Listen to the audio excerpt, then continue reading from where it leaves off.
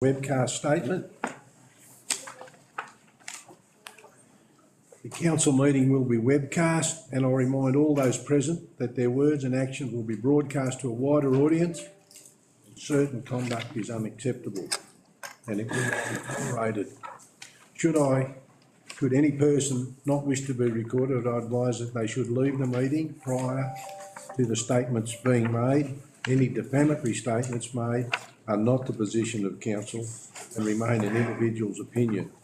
Council accepts no responsibility for any defamatory statements, and all liability remains with the person making the statements. And at the beginning of the meeting, I will apologise for my voice. It's been a bit like it today. So moving on, Councillor Sutherland, would you like to do welcome to country? Thank you, Mr. Mayor. On behalf of the Aboriginal people from the community and my family, I'd like to say Yama. Yama de Gomeroi, Wallabagniani, Winungalawa, Lambo Mari, Marumara, Ngale Down.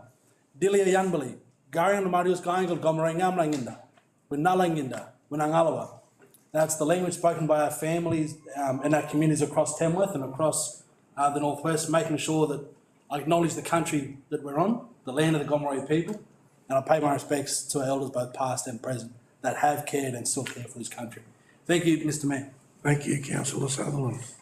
I'd ask all in the room to please stand, and I would call on Howard to deliver our meeting prayer, please. Let's pray to God, shall we?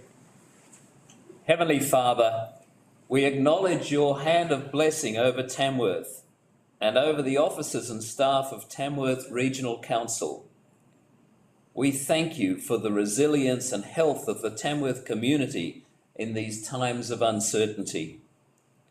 We ask for great wisdom and insight for the councillors as they govern for the common good and prosperity of all people in Tamworth and our region. Continue to pour out your favour upon all who call Tamworth home, we pray. In the name of our Lord Jesus, Amen. Amen. Amen. Thank you, Howard.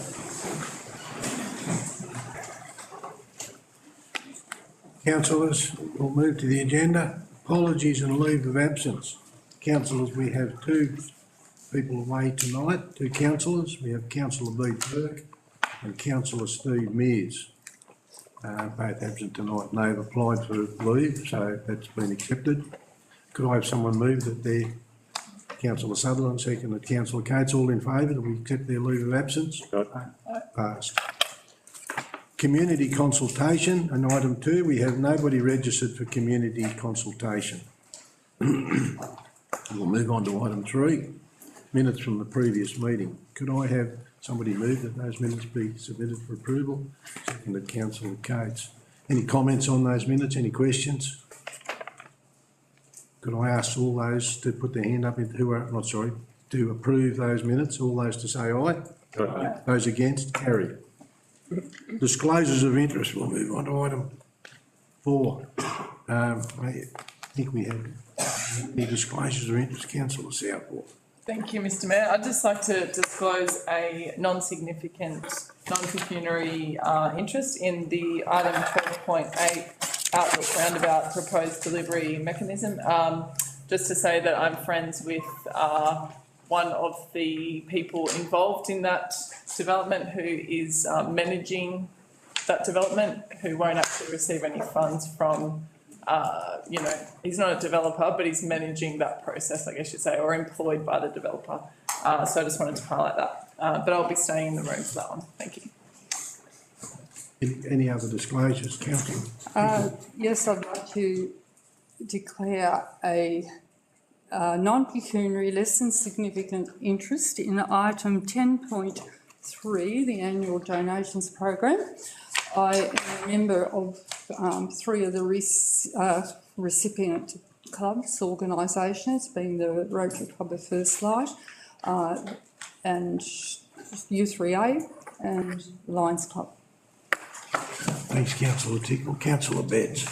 Yeah, thanks, Mr. Mayor. I'd like to also declare a insignificant non-pecuniary interest in the item in 11 and 12. the construction of the Astronomy and Science Centre, as I am a member of that group, and I will be leading the room. Thanks, Mr Mayor. Thank you, councillor Vince. Any other declarations of conflict? There being no others, I will move on to item 5, the mayoral minute.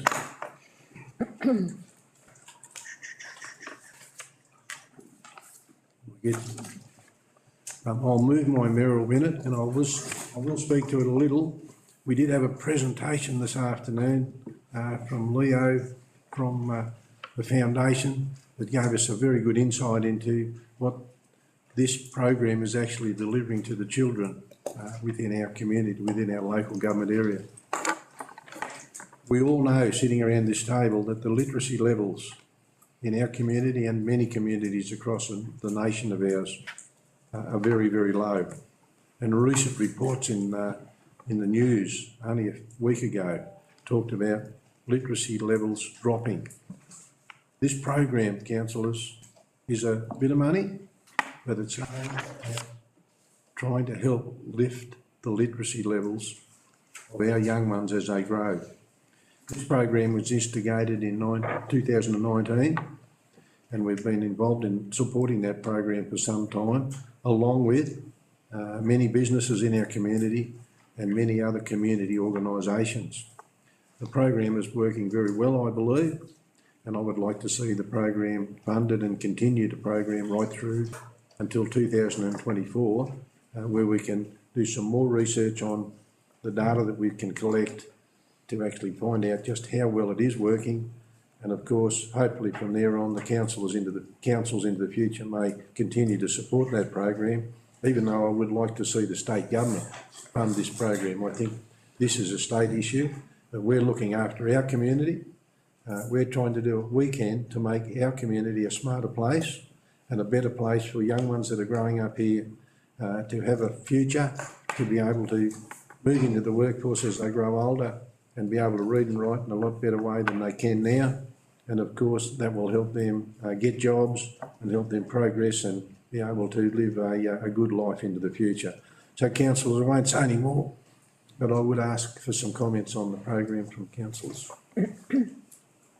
Councillor Coates. Thank you, Mr Mayor. As you said, we actually had a presentation on this earlier tonight, and it was quite impressive in terms of what Leo Creekman was actually able to give us about the data we've collected so far.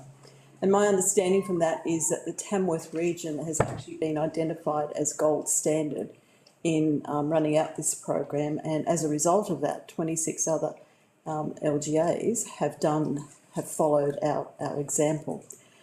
And just to finish, I believe that an investment in our children in the early years is a definite investment in the region's future. And if we can turn around the lives of even half those children that get the books, that's going to make a significant impact on our region.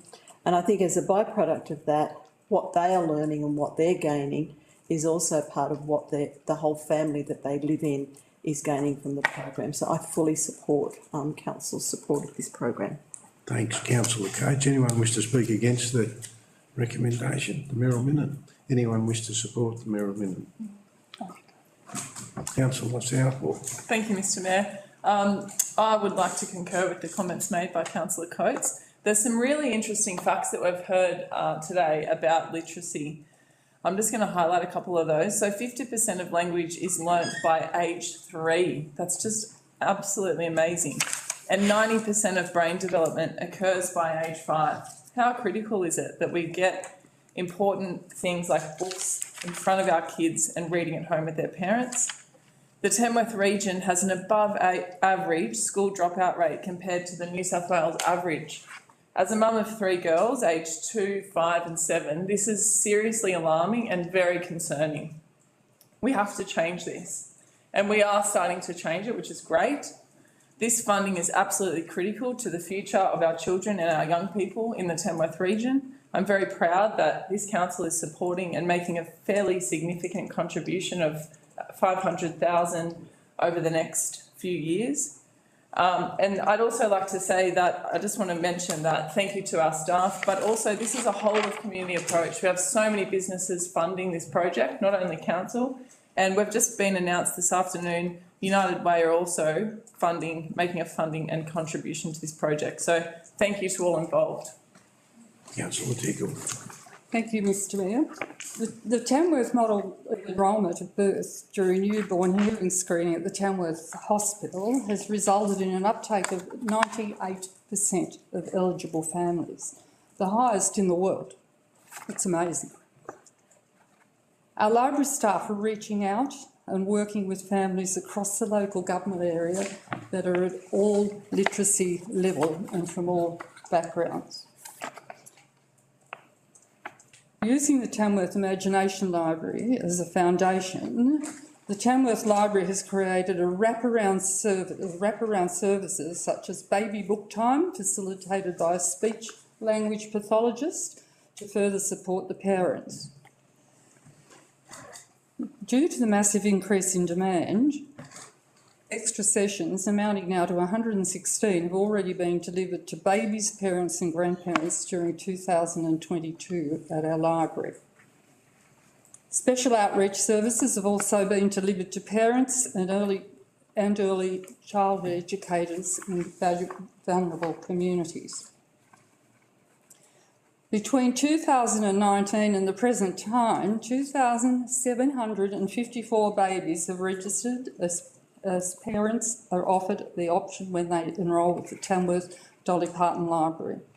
Many parents now regularly use their baby's library card to borrow books after the baby book time and during library visits. The powerful result is a personal connection to the library for that child and ownership of the borrowing process as they grow and become more independent.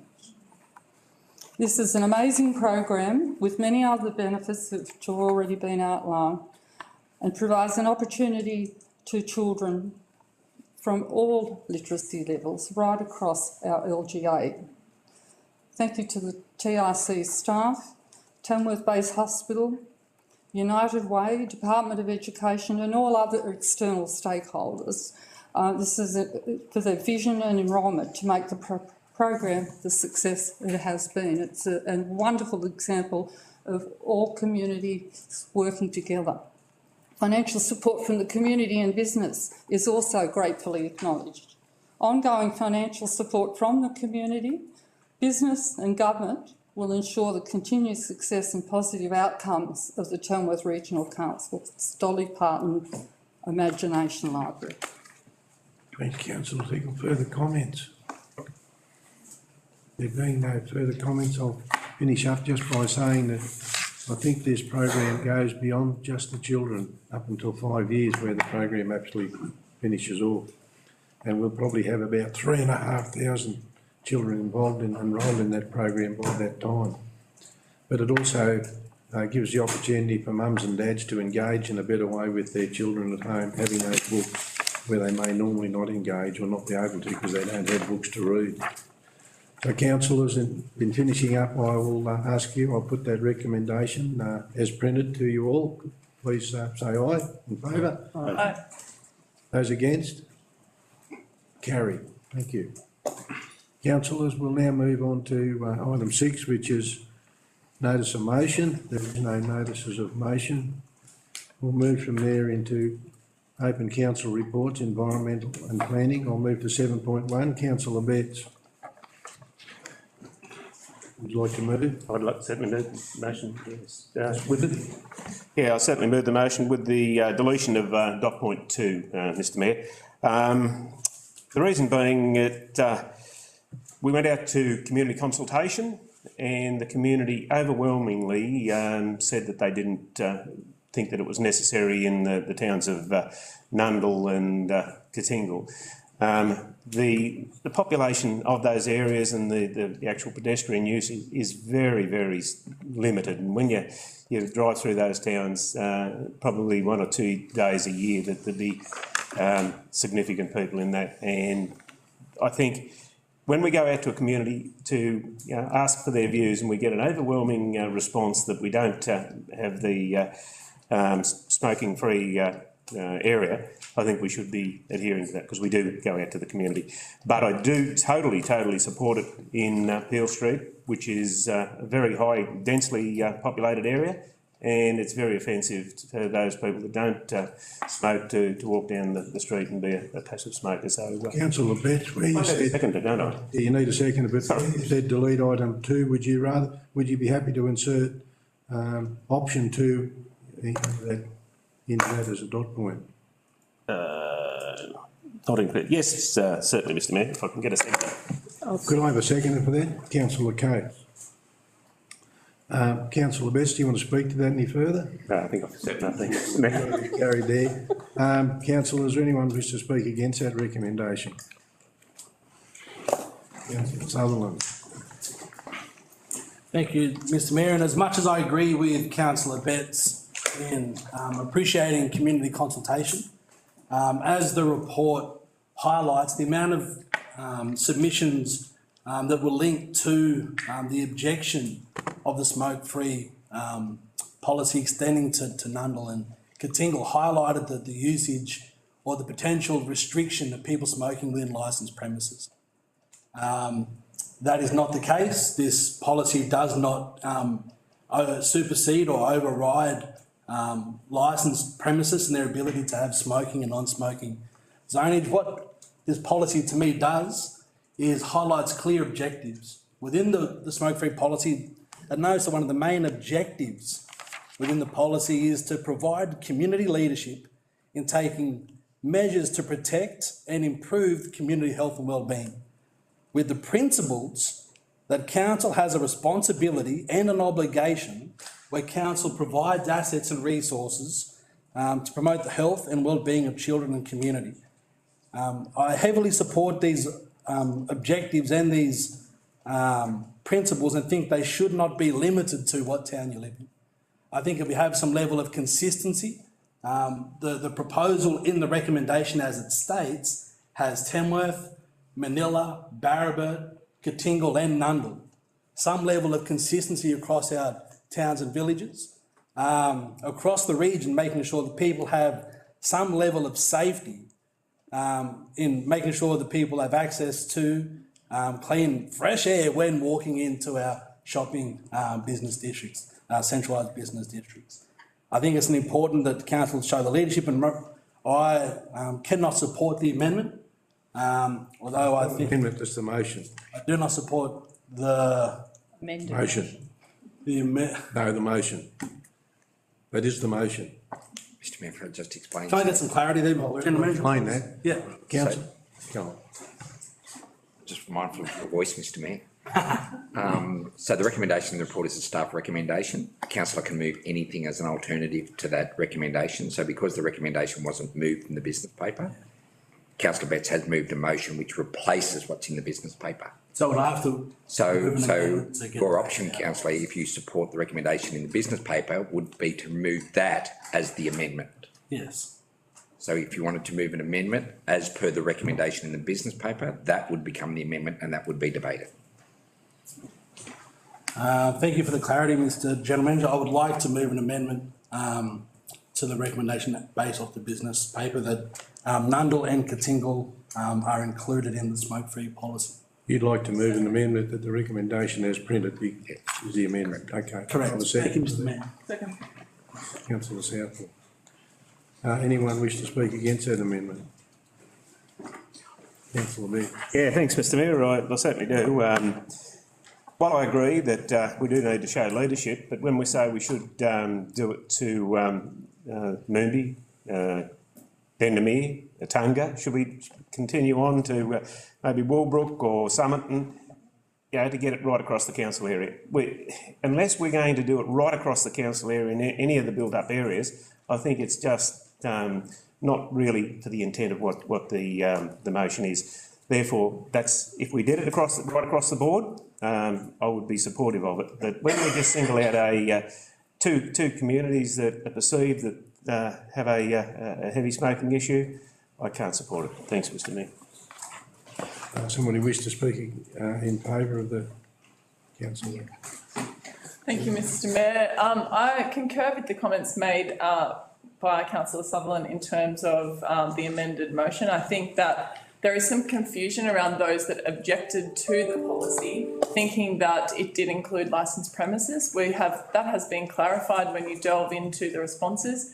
Licensed premises are separate to council streets. So I think if you were to look down into the real data, and although it is incredibly important to consider the community feedback here, it doesn't include licensed premises. So we do need to be consistent in all of our region.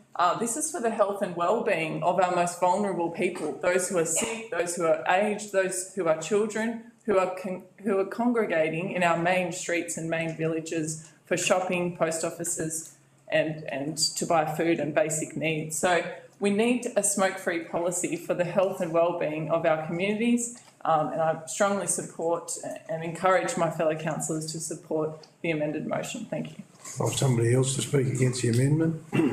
Councillor Rodder. Thank you, Mr Mayor. Look, I will support oppose this additional amendment purely because, as Councillor Betts indicated, we did go to public consultation and we did ask the people their opinion, and I think that if we're not going to actually accept public consultation, and there's already a view in the community about public consultation that's a waste of time, this would be one of those examples that would demonstrate it's a waste of time. But, and I have to preface my comments by saying I'm a non-smoker, I've never smoked. It stinks, it's expensive, and I do agree that it causes health issues. But I think also that it's probably, this issue is probably way over the remit of council, in terms of what, councils are intended for, roads and rubbish and things like that. And I think that at the moment, the message is quite clear that we should be concentrating more on those sorts of things than probably taking away someone's ability to enjoy what is currently and still a legal product.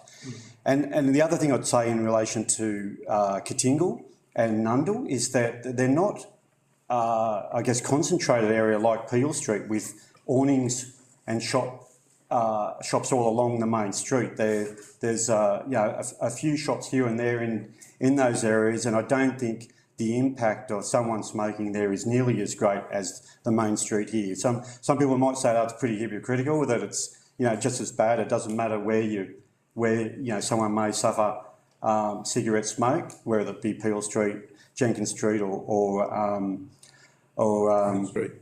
Sorry, Gate Street. Yes, thank you, Mr Mayor. But I think that overall, I do think that at the moment it's still a legal product, and I don't think the impact there would be felt nearly as great as it would be, obviously in the main street if we actually removed it from the main street. So look, I'm happy to go with option 2 purely to see that when we have the next review, people want to go that way, then we'll go that way. But as I said, there's no point having consultation if you're not going to listen to that consultation.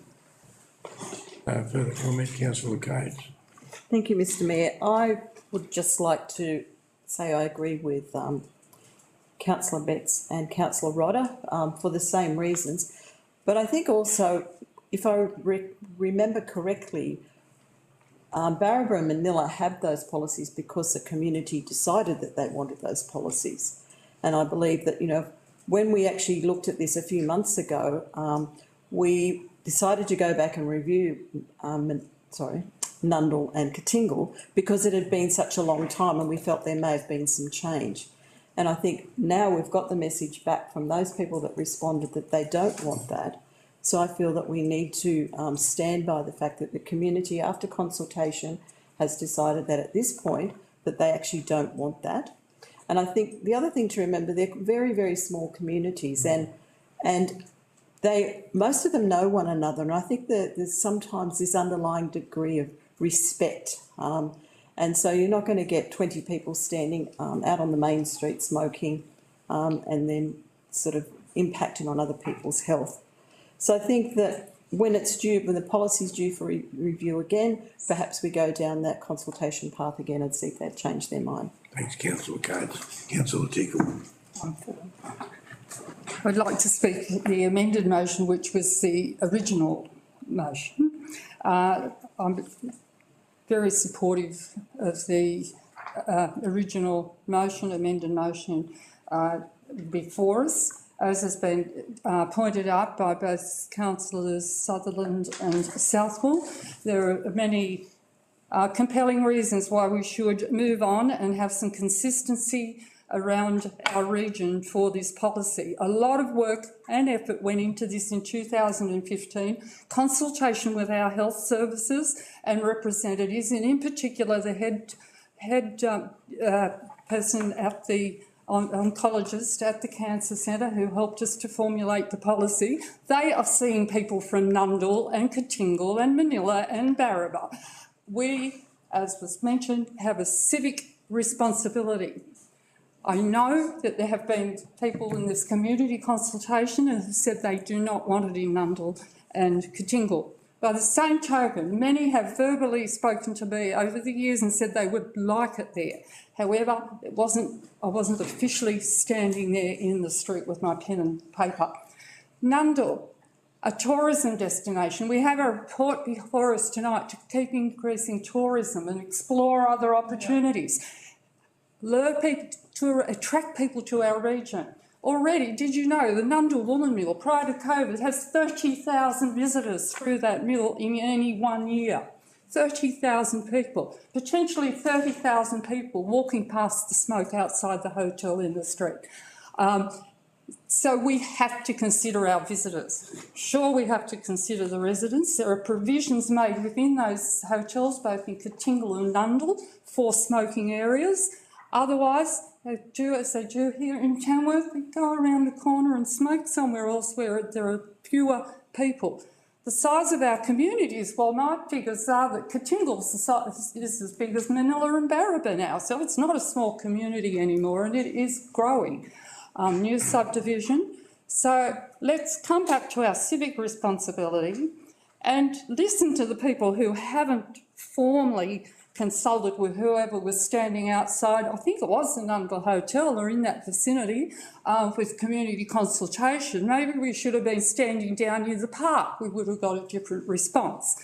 So I would strongly urge my fellow councillors to think of some consistency across the council, what we're here for. Look, you weren't all on council in 2015. There was stacks of work put into this, as I said, across the community and in particular from the health sector. So please do not ignore that. We have representation on our health committee. Why do we have that? To help try to improve the health and wellbeing of this entire Tamworth Regional Council. I don't feel we're disregarding the community input and the consultation. As I said, there's been many other informal consultations where the feedback has been quite different. It's been clarified that the majority of those people objecting were worried that they couldn't smoke in their non-smoking area in the hotel. It's a separate matter and it's not for us to enforce. So I would urge my fellow councillors just to rethink your civic responsibilities, the reason we have this policy in the first place, and just sit on it, think about it. We don't want to go back again in another few months or next year for more community consultation in Nundle. Think of all those visitors that come there. What do they want? What would they prefer? So I strongly urge that we support the original motion, which has now turned around and become an amended motion. Councillors, before I put it to the vote, I'll just say that I'm a non-smoker, never have. Our civic responsibilities come with many fathers, but I will say that we are criticised many times with our consultation that we don't do it properly, and when we do it, maybe sometimes we don't listen. In this case, we need to listen, in my opinion. We really need to listen. Whether it's right or wrong, it doesn't matter. That's what the people have said. So councillors, understanding that the amendment is what's printed, I'll ask those in favour of the amendment to raise their hands, please. Those opposed?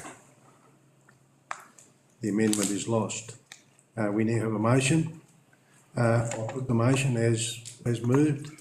Those in favour say aye. Aye. Those against? Carried. Thank you, councillors. Good debate. Councillors, we'll move on to item 7.2. Could I have somebody move that recommendation, please? Councillor Cates. Could I have a seconder for that recommendation? Councillor Sutherland, Councillor Cates, would you like to speak to that? Thank you, Mr Mayor. I think that, in terms of the recommendation, I agree with point one. I do have a question about that in terms of hours, and obviously, those facilities that will be operating on the footpath with alcohol will have to get that extension of their licence. As we know, their current licence only applies to their current premise, not onto the footpath. So I guess a clarification of what the hours will be, whether or not they will remain as what the hours are for those businesses at the moment. And as regards to point two, I actually agree that we need to do further consultation and perhaps have a separate report brought before us in the future about that. Thanks, councillor Cates. I might just ask the general manager. I'd ask Mr Briggs if he could provide an answer to that. Could you just board and provide an answer to the times and so forth? Did you hear the questions from councillor Cates? I might ask councillor Cates just to rephrase those questions. So it was just about the if the licences are extended onto the footpath, what the hours of operation will be during country music. So that would be the same as it is throughout the rest of the year. And it would only apply to those premises that have a licence that enable service of alcohol with meal. So as per the rest of the year, same restrictions apply. So whatever that business is operating under now, that will be just extended into that with that separate temporary licence that they'll get for the footpath operation. Yeah. Thank you, thank you, Ross. Any councillor wish to speak against the recommendation? Further comments on the recommendation? There being no further comments, I'll put item 7.2. Those in favour say aye. Aye. Those against? Carried. We'll move on to item 8, infrastructure and services, 8.1, urban street tree management plan. Could I have someone to move that? Councillor Tickle, someone to second that? Councillor Sutherland, Councillor Tickle. Do you want to speak to that, please? Yes, thank you. Just briefly, as well as the points outlined in the body of the report, two other notable matters were raised at our last Urban Street Tree Advisory Committee meeting, and they have actually been raised progressively. And one is the street trees, the request street trees to be considered as an asset, and the other is a maintenance budget on an ongoing basis. And I can report that both of these items are being worked on. I just did want to bring it to attention that particularly regarding, both matters actually, and the maintenance, as we continually say, it's not only about growing the trees, it's about maintaining them, and that costs money. Thanks, councillor Tickle. Anyone wish to speak against the recommendation? Any further comments on the recommendation? Councillor Cates. Thank you, Mr Mayor. I just want to make a comment about the 2023 strategy, and I'm really pleased to see that smaller communities, I know they have had some tree planting, but I also understand that they're very keen to have that continued, so it's good to see them included in next year. And I think there's always a few members in the community that are very keen to turn up and plant trees. I even participated in some tree planting at Manila in the last lot, so I'm very happy to see that that's actually been included next year. Thank you, councillor Cates. Councillor South. Thank you, Mr Mayor. I was fortunate enough to attend this meeting held on the 12th of September. What an amazing meeting it was. It's great to see some of the initiatives that are underway, particularly around playground areas with no shade. I'm contacted quite a bit from parents who are, at swing sets and playgrounds, and there's just no shade. And look, sometimes there is shade, but it's something that we have to replace as an asset ongoing. So the idea around increasing our number of trees around this area means that it's not something we have to replace in terms of assets. It's something that it looks good, provides shade, it's reducing sun exposure to our young people. It's just great. So very excited to see that as part of our 2023 greening strategy. Also excited to hear that smaller communities will benefit, and some of the other things as highlighted in the report. We're just leaving such a good legacy. And the good thing about this tree planting, it's in line with so many of our other reports, because obviously each of these projects doesn't operate in isolation. It increases our tourism by having a nicer aesthetic in our region. It's just so many reasons why this is a good thing. So thank you to all involved. Thank you to Councillor Tickle for chairing that, and all of our staff and all of our community who are ongoing planting. But it's not just the planting. We've got to get more people involved in the maintaining. And, you know, I think we could almost do like a bit of a comms thing around just, you know, under pruning trees in our neighbourhoods and pulling out weeds, you know, where you see them. It doesn't have to be a designated area. It could be something you just notice. So, but yeah, thank you to all involved. Cheers. Thanks, councillor Southwood. Further comment? No further comment. Item 8.1, I'll put the recommendation. All those in favour say aye. Aye. Those against, carried. Councillors will move to item 8.2. Moved Councillor Betts and seconded Councillor Cates. Councillor Betts, do you want to speak to that? Yeah, certainly, Mr Mayor. Yeah, this has been a fairly long, drawn-out process to see if we can get it right. But I support the recommendation, but the only thing that I would require would be that the service fee of $25 be applied right across the council area, rather than a differential pricing in the regional and remote areas. We, as a council, have in my total career in council, we have really lobbied for postage stamp pricing for water, that everyone right across New South Wales should pay for the same amount, whether you live in Tibooburra or Bega or CBD in Sydney. You should same amount to post a letter. Same thing that we've been arguing for water. You should be paying same price per litre of water, no matter where you are, under the same criteria.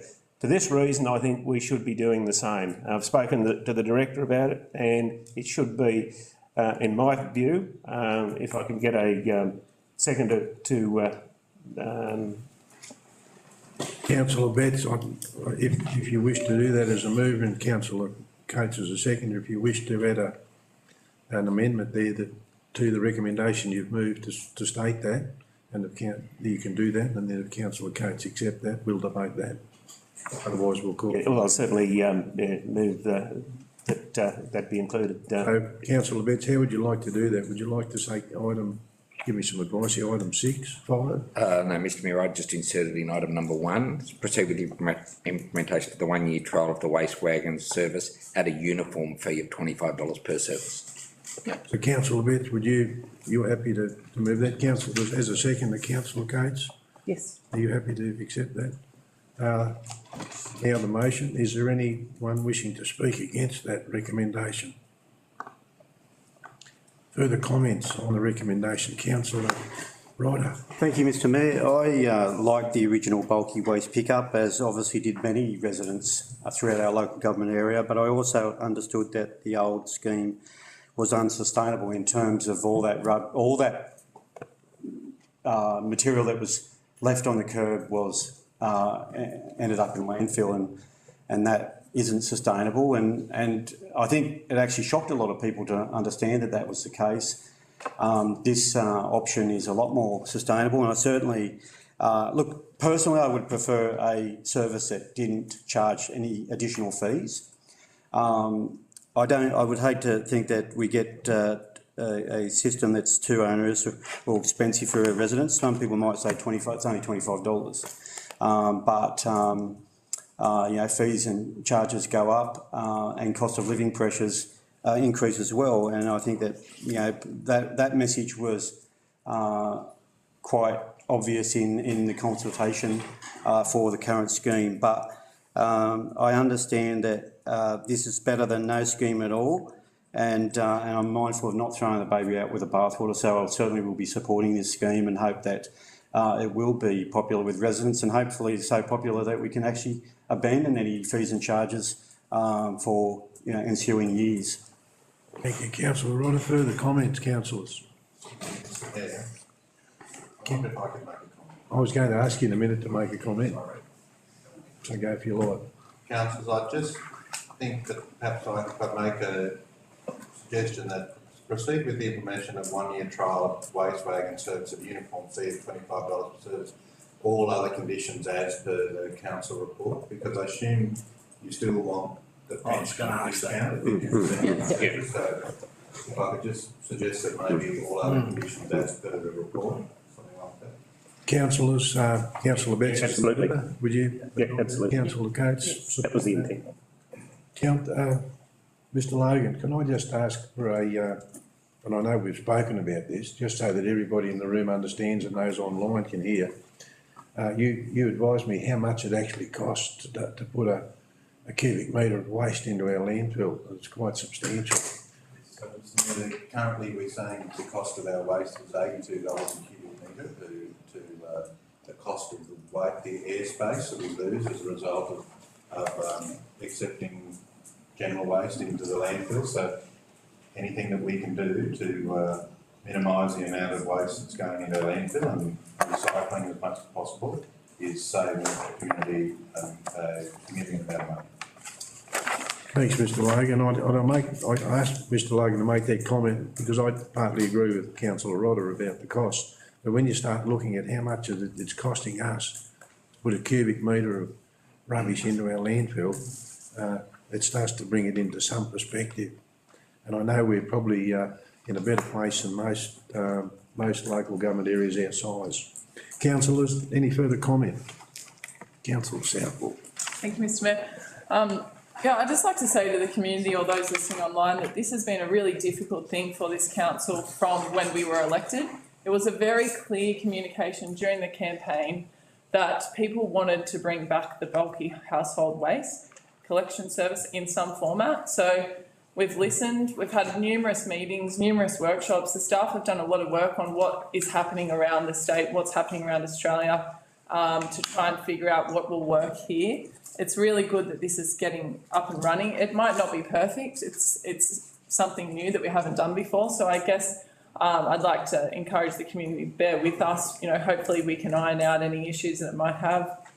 And, we are listening to what has been said and we're trying to resolve issues for people that really have found it hard to remove. But as has been highlighted already, it just wasn't sustainable. Firstly, it was expensive, but also to throw out all of that waste, which was all mixed, and throw it straight into landfill is just a silly idea. We need to think more about our waste and where it's going, and I think this is a really good step in the right direction.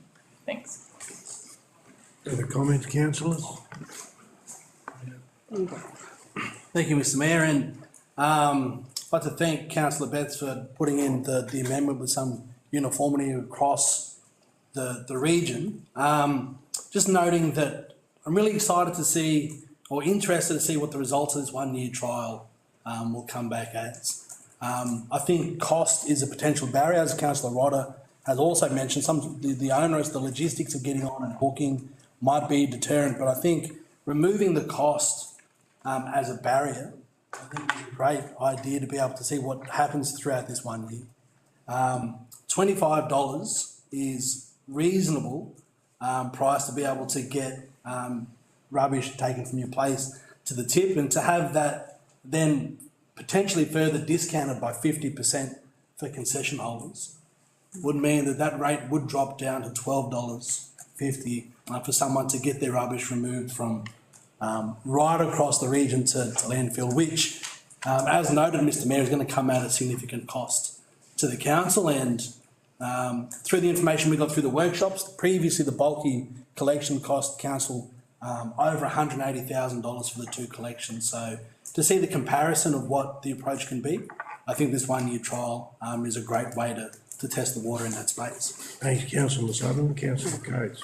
Thank you, Mr Mayor. I feel that I probably should just make a comment in terms of if we're going to actually make it $25 across the whole region, I think that the payoff for that for our outlying regions is that they may not get it when they want it. And I think because we're not going to send a truck out to Barraba for, you know, someone who's cleaned out their garage and they've just got a small amount. We're going to have to do that. So for them to be getting the same rate as what we are in Tamworth, I think it's quite possible they're going to have to be a little bit more understanding in terms of when that's collected.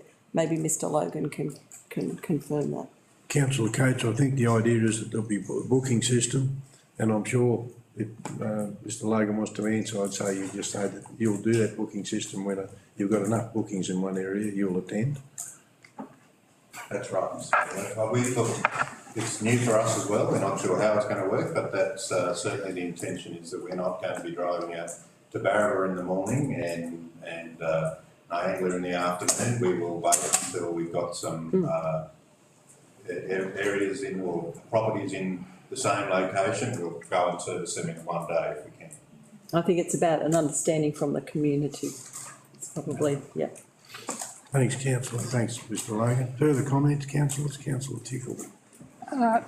Thank you. Our community has over the years become more and more conscious about recycling, and I think this will just help further.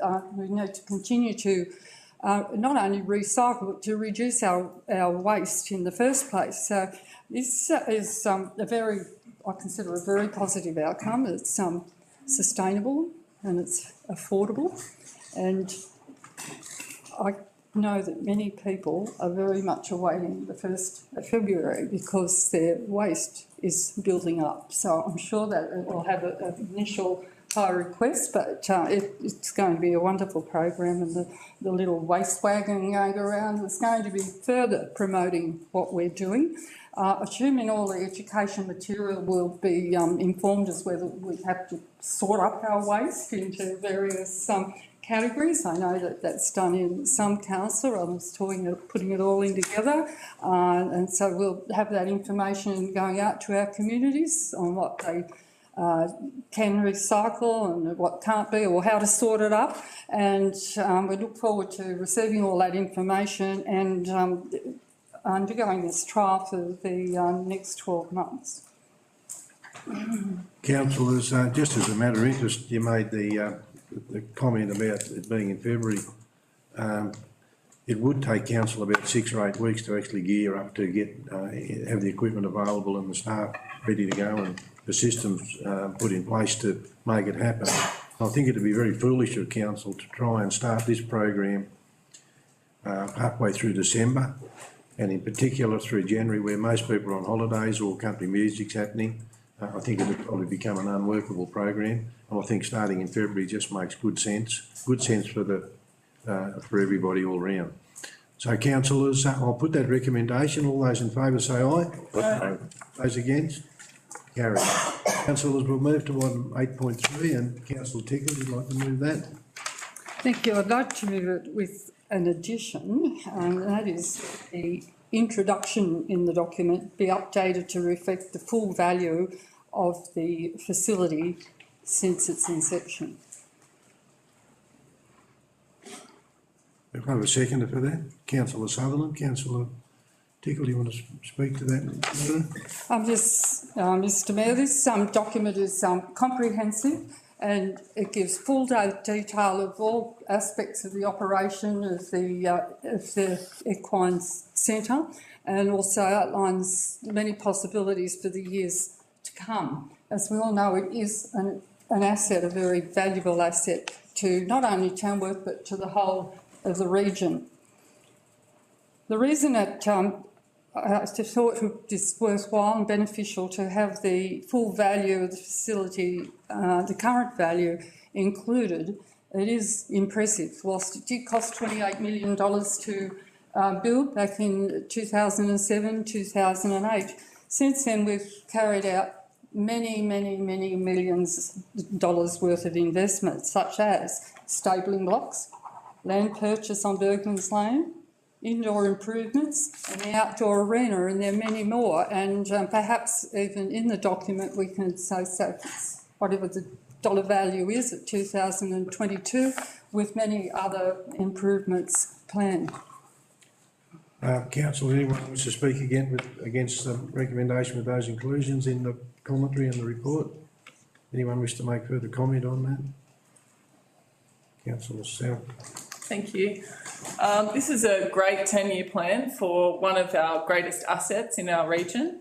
As highlighted in the plan, we need to make sure the facility is sustainable whilst also fostering economic growth, aligning it to Blueprint 100 and making sure the plan is achievable and measurable.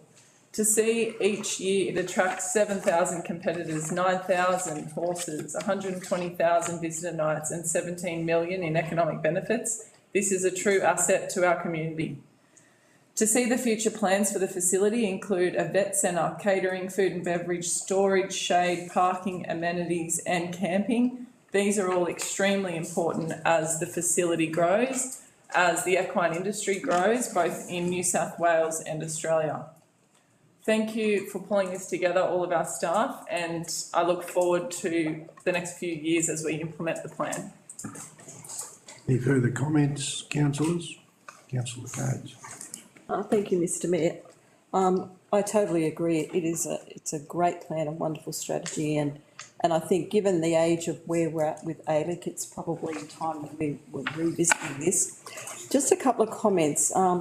Under Action 1.4, we talk about shaded tiered seating on the northern side of the ebb and flow, but we're also talking about sustainability with water. And it's just a thought that perhaps I'd like considered is whether or not that shading could actually incorporate solar panels on the roof, so we can. And I know there's been some talk previously about not putting them on the top of the main building, but those sorts of extra buildings that we add where it's not going to be, impact on the look of it may be worth thinking about. Also, in Action 2.6, the traffic management plan, obviously that's not only going to take into consideration the internal traffic that obviously a facility like this will generate, but also the external and how it impacts with the surrounding precincts, because it is a very busy area. And I feel that we really need to get that right from the beginning. So, thank you. Thanks, Councillor Coates. And the solar panelling you're talking about would fit very well in line with our sustainability plan for the future. So, Councillor Rodder. Thank you, Mr Mayor. Look, it's good to have a plan, but it's also good to get cracking on some of these enhancements identified in that plan. Modernisation of the venue to retain national leadership, attracting new festivals and events, commercial opportunities and innovative educational activities. And we need all those things, including obviously the wings at the side of that, the main arena. And I'd like to think that we prioritise this as it is an existing piece of infrastructure. I realise we've got a lot of plans on many other projects, proposed projects around the local government area, but this is a facility that's already operating, and to enhance its value into the future, we need to actually continue moving along and get those things done. Further comments, councillors? Before I put the recommendation, councillors, I'd like to note that Prue Simpson is in the back. She's our manager of that facility. And I would actually like to pass on from us our thanks for the work that you're doing and the way you're thinking outside the square with some of this stuff. It's certainly going to help us into the future. So thank you, Prue. Council, I'll put that recommendation. All those in favour say aye. Aye. Those against? Carried. Councillors, we'll move on to item 8.4. Councillor Tickle, seconded Councillor Betts. I would like to move that with an addition of point 3, which is to be this work is not to be undertaken until council formally resolves on the location of the Performing Arts Centre. The site. The site. Oh, the site. Okay. The site. Councillor Betts, you seconded the recommendation. Do you support that? that the work isn't done until we actually form, councillor Betts seconded it, so. I'd like a bit more clarification. I'd like a bit more clarification if I could, Mr Mayor, from the General Manager. Through Mr Mayor, councillor Beth, the intention of this, I think, is that we're going to essentially rescope the project and do a new concept design. It would be really handy to know where the building's going to sit and the footprint that it's going to occupy before we undertake that piece of work. Otherwise, if we change the location again, then we may have to spend the money to redo this piece of work again. So I think we can bring that, the ideas around the site back to council quite quickly. It's just that it would be, I believe, not in the best interest to proceed with this until such time as that site's formally identified. Yeah, well, certainly that's clarified, and that's what I thought it was, but I just wanted the clarification so that we really understand it. And happy to second it. Councillors, anyone wish to speak against that recommendation? Any further comments on the recommendation? Councillor Rodder. Thank you, Mr Mayor. This is will be requiring significant investment, not only by council but also by other tiers of government. And I noticed that before the 2019 state election, there was grant funding for such facilities. In my mind, misallocated to projects that fell short of that, the benchmark that the bureaucracy had set for that grant funding. But I was wondering, are you aware of any potential grant funds being made available prior to the next year's state election? I'm personally not. I know that the current minister, state-wise Minister, Minister Ben Franklin, has certainly offered support in principle and very strong support, but there's been no funding attached to that support. It's just been attached in support of the program. Unless you've heard anything, Mr General Manager. Through you, Mr Mayor, the only comment I'd add, councillor Rodder, is that Create New South Wales has been, I believe, a good program. The focus that it has around putting these sorts of facilities and activities into the regions has been quite well received. I don't think it's funded to the required level at this point in time. But a lot of this is based on the quality of the proposal that's put forward. I think there's a tremendous business case around this. I commend the staff for the vigour that they went through and reduced the scope of the project to make it a much more realistic figure for a venue of this type. I would suggest that, given price escalations and so on, you're talking about something that's probably worth about the Glass House in Port Macquarie, when Port Macquarie was about the size of Tamworth now. So in comparative terms, it's the sort of facility that a regional city like ours deserves, without it being over the top. And I certainly think it's achievable based on the work that our Chief Financial Officer has done, as long as we can do it in partnership with other tiers of government. Councillor Betts. Yeah, thanks, Mr Mayor. Look, I totally support this project because for us to achieve the Blueprint 100,000 population, which will happen regardless of if we don't do any initiative, just the trajectory of the growth, we will get there. We need to have facilities such as this to attract the growth and the professionals to our city. But we just had a previous motion about ALEC. That was a brave decision to actually put that forward. It's been a success story. It's on the national stage. This is the same sort of thing for the region, for Tamworth and for Tamworth to grow. It's absolutely vital to have a cultural centre. Yes, I totally agree that we need to make sure that we get the location right, but it's absolutely essential that we get the funding to achieve this outcome. Thank you, Councillor Betts. Further comment? Thank you, Mr Mayor, and I agree with what fellow councillors said and Councillor Betts in that this project has the ability to recreate and form the soul of the city.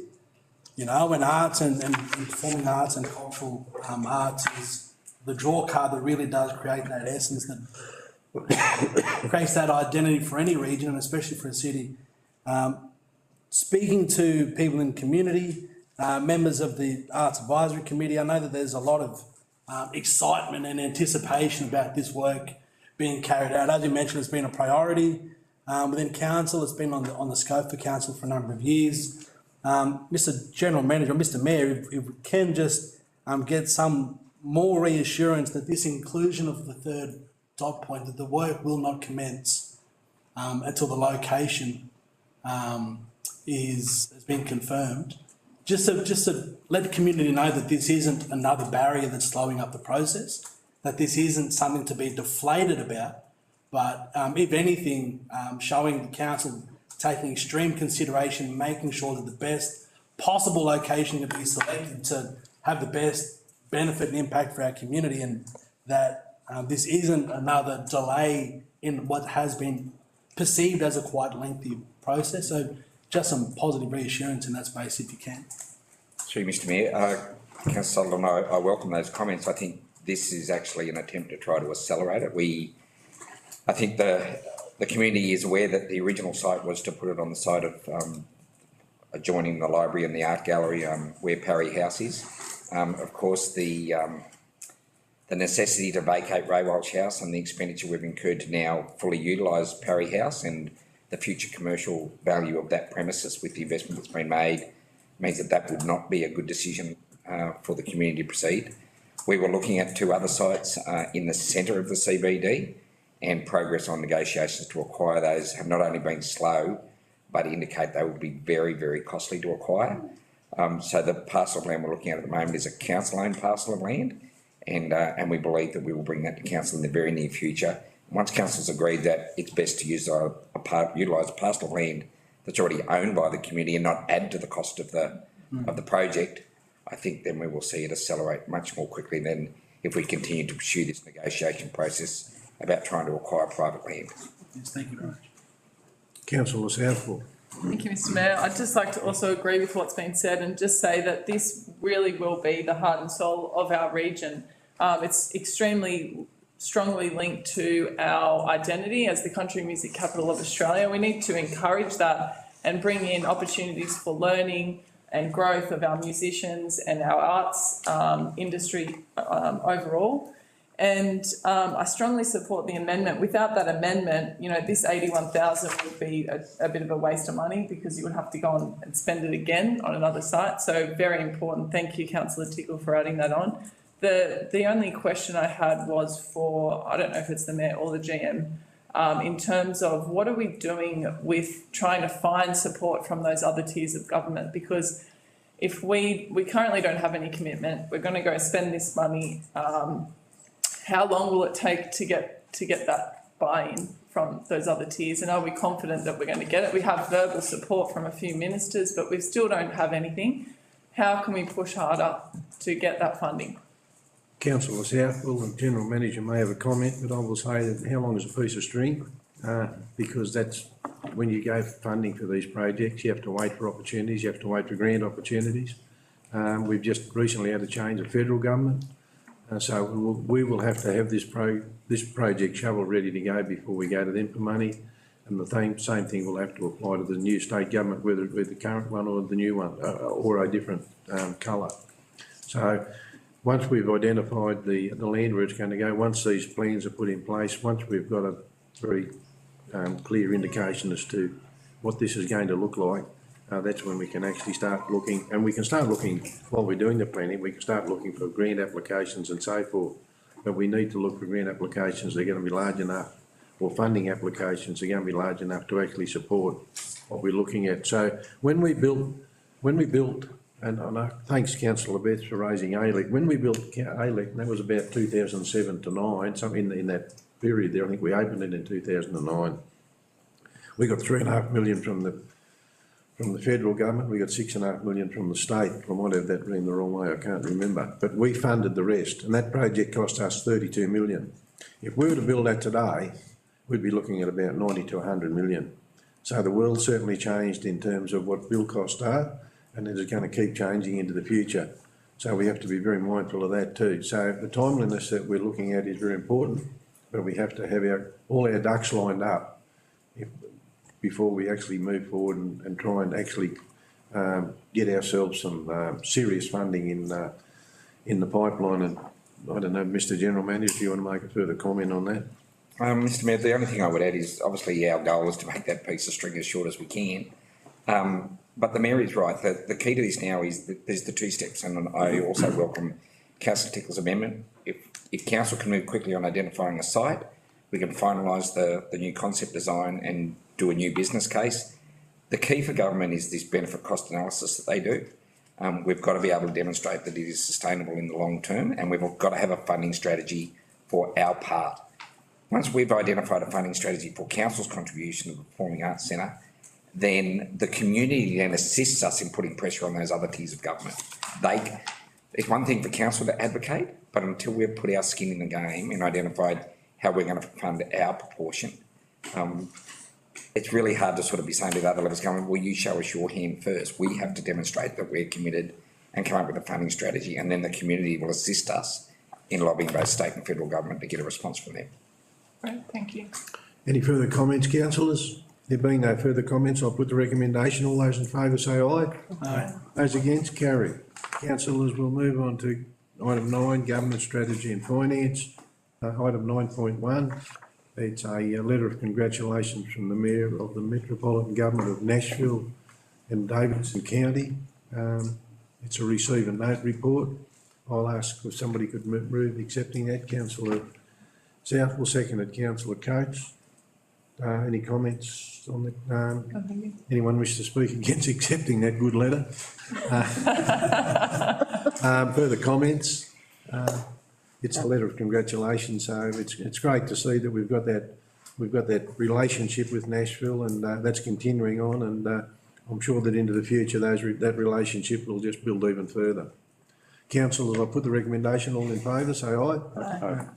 Those against, carried. Councillors, we'll move on to item 9.2, appointment of an external member to our audit and risk. I'd like to have a mover. Councillor Coates, seconded Councillor Betts. Councillor Coates, you want to speak to that? Thank you, Mr Mayor.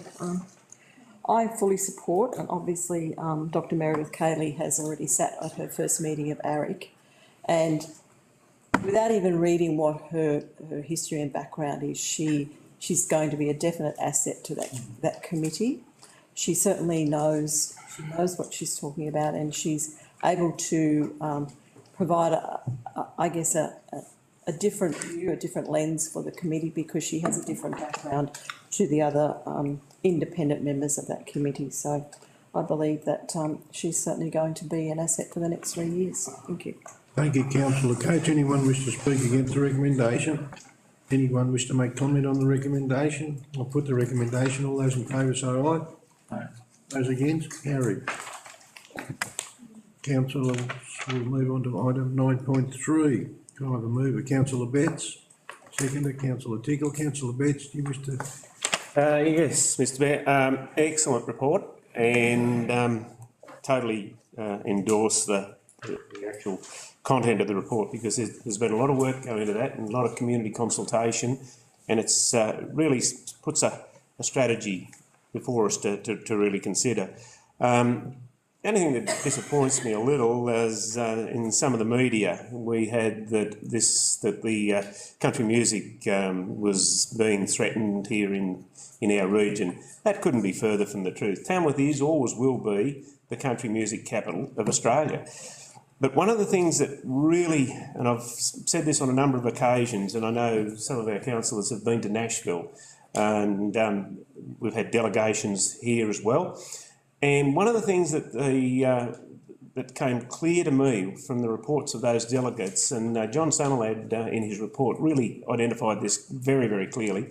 Nashville. People think that Nashville country music is their number one economic benefit, but actually it's not.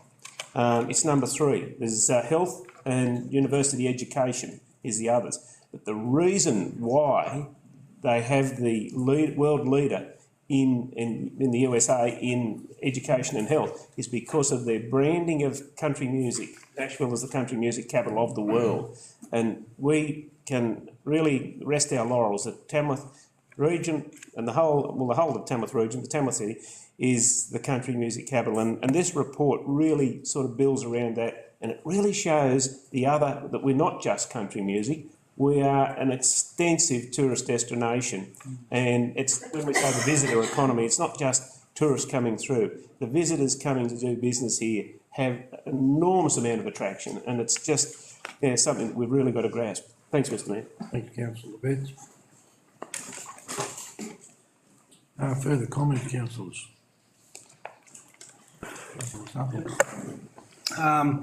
Thank you, Mr Mayor and Councillor Betts for the comments, and also council staff, notably Jackie O'Neill and the team for putting together the extensive work that's gone into this visitor economy strategy. And as Councillor Betts mentioned, tourism brings just over $300 million annually into our economy, and the Country Music Festival brings about 20% of that. So yes, we a big player in country music, and always will be the country music capital of Australia. But you can see that Tamworth is more than that. And one thing that excites me about the strategy is the labelling or the promotion of Tamworth becoming the capital of country Australia. And really pushing that scope of not just country music, but country more broadly. And that means so many things to so many different people. I'll also just quickly mention that I'm excited about one of the foundation projects included within the visitor economy strategy, which is around First Nations economic prosperity, identity and wellbeing, and building that kind of space, and identifying, that when we talk around addressing social, cultural and economical prosperity for First Nations people within our region, it's a clear priority for us, and it's identified within this strategy. Now, Aboriginal people make up just over 10% of the region's population, and unfortunately underrepresented in a lot of different plans and strategies in that space. And so it's imperative, the council take a holistic and future-focused approach when working with Aboriginal people, especially in building economic prosperity. As I mentioned, and advocated through a co-design process, big fan of co-design, and to have that included within the strategy, I think it's a great step forward and really leading the space for local councils across New South Wales. Thank you. Further comments, councillors? Councillor Temple. Thank you, Mr Mayor. I can't emphasise how incredibly important this plan is to our region. If we are going to grow and prosper and thrive, we must put more emphasis, time and funding into growing our visitor economy. It is interesting to note, as my fellow councillors have highlighted, that the TCMF, it is only 20% of our $300 million economy, or 60 million. We really need to, as highlighted in the report, work on our average length of overnight stay. It's currently 2.5 nights, where the average for regional New South Wales is 3.3. So by implementing this plan, we will be boosting that, hopefully, and get it up, which would be great. What we need to do is captured perfectly on page 5 of the plan, which states that the region needs to elevate the promotion of its diverse experience offering and foster experience and product development that resonates with the interests and preferences of today's tourist market. So for young people, that could be the adventure tourism and highlighting all the great things we're doing. We actually have world famous bike riding facilities. Can we do events around that sort of stuff? There's so many opportunities here that we need to tap into, and I think this visitor economy plan is fantastic. Really excited about what it can offer. I think as a council we need to do our part in that. So by planting trees, by improving the signage to our regions in every town that we live in, and making sure it's consistent, which is in our plans. Making sure our gardens look good and our parks and gardens area maintained. All of that stuff that we do just helps to facilitate our business community and helps them with what they're doing. So it's all integrated and it works together. So thank you to Jackie and the team. Looking forward to seeing how it goes. Thanks, Councillor Temple. Councillor Tickle. An extensive and thorough plan, and highlighting the economic benefits of tourism to our region. And obviously since COVID, that's been highlighted right around Australia even more, with people desirous to discover their own country or their own state in many cases. The report also highlights the aims to market Tamworth Regional Council area all year round, which we already do. We've got lots to build on. As Councillor Southwell just mentioned, cycling. We've got as well as in our sports precinct with a facility there, we also have a mountain bike track. Now, mountain biking is very, very popular I know of one community, in Italy, it's only 3 hours drive from Sydney, they've opened up a whole common area and you can hardly move on the weekends for people. The population's usually 2,500, on the weekends it swells. The women go shopping while the men go bike riding in the main. So it's wonderful for the local economy. Just a few points on the report and the plan. The Country Music Festival, 10-day event, 20% of the region's visitor economy. I would think it's actually more than that. Country music, for a lot of people, means return visitations to see all the attractions they didn't see at country music, because they come for that, and that's what a lot of them do for the entirety of their stay. So the report doesn't mention the return visitation because of that. And we have had data in the past supporting that we get a lot of return visitation, a lot of referral, and to visit Tamworth out of the festival to explore the other attraction, because we are many.